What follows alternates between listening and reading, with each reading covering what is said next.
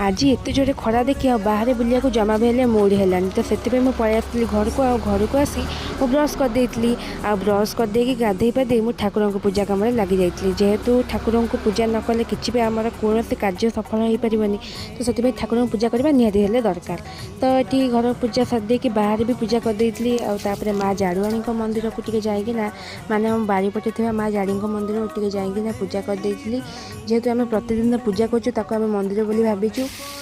एवं बेल गछ पूजा कर मुझे पलि आसती सीधा भाजी देती आलू जेहेतु